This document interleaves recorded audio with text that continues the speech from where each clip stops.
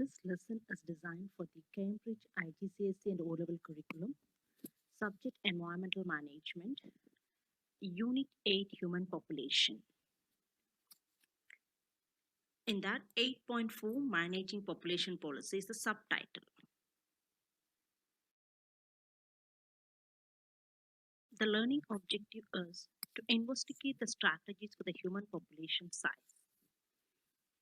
And by the end of the lesson, the learners will be able to evaluate the strategies for managing the human population size. Let's have a look at the strategies for managing the population growth. Many governments in developing countries recognize the human population growth or high birth rates as a problem and have family planning and population policies in place.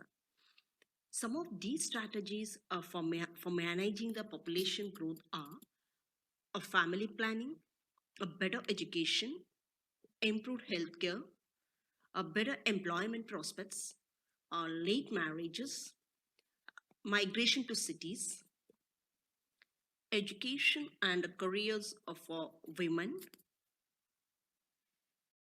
incomes are distributed more equally, rising the living standards, birth control using contraceptives, abortions and sterilization, etc.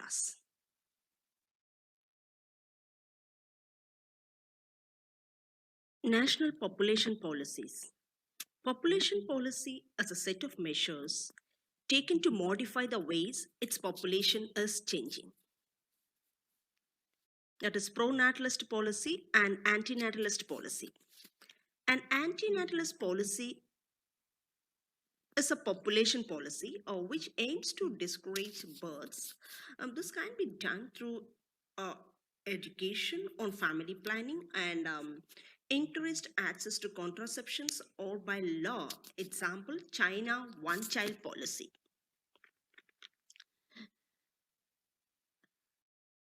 So the China, let's see first what is that one-child policy and why did China need this policy and what are the benefits as well as the consequence of the one family, one child policy.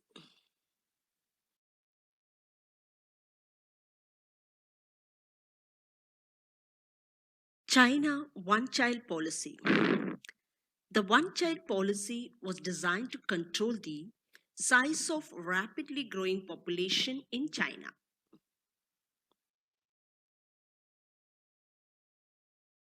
Why did China need this policy? The rapid population growth, seen as a barrier to develop, China wants to modernize four key areas. Number one, industry, and number two, agriculture, and number three, defense, and number four, science and technology. So in 1978 to 83, one family, one child policy emerges. Let's have a look at the benefits of this policy. There's free education, healthcare, along with fines, and those who have more children, and salary bonus of 10% with one child, and priority in education, housing, and health. When you talk about the consequence of one family, one child policy, the fertility rate was reduced from 5.8 to 1.7. And the boy child is a part of Chinese culture. So the newborn babies, especially girls, have been killed. Couples faced fine for having a second child, etc. And in 1984, 2006, population growth reduced 2.4% to 1%. So some relaxing of policy in 21st century that rural families may have two children. Pro-natalist policy in France.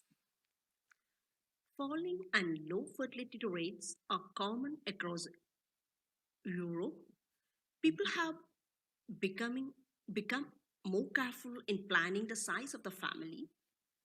France was a country with concerns that the professional women were choosing not to have children.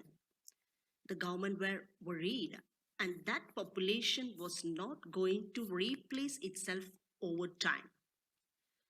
So the policy during 1970s, the France introduced a range of policies to aim at increasing the birth rate and keeping women in work as early as possible. These policies were put in place to encourage three children families. Let's have a look at why did France need this policy. High educational levels, great knowledge of contraceptives, and consequence of unplanned pregnancy, diseases, etc. Second, the importance given to careers, late marriages. People no longer needed many children to help with farming or to take care of them. And pensions and the government services provide support for the people in old age. These are the reasons why the France need this policy. The policy provide incentives such as uh, cash incentives to mother who stayed at home to look after their children, subsidize holidays, ban the scale of contraceptives, and income tax based on the more children, the less tax to pay. 3 years paid parental leave, or which can be used by mothers and fathers. Government subsidized daycare for children under the age 3, and pension scheme for the mothers and housewife. 30% reduction on all public transport for three children families. Nursing mothers persuaded to have a part-time job or take a weekly day off of work,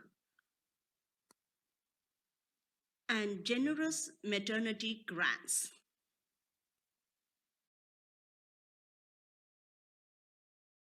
Let's analyze the policy. Was it successful, or how has it changed the France?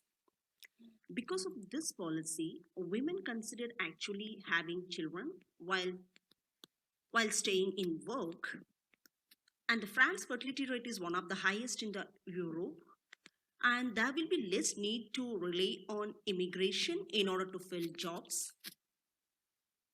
It ensures that the larger proportion of population in employment, contributing to the economy and paying taxes.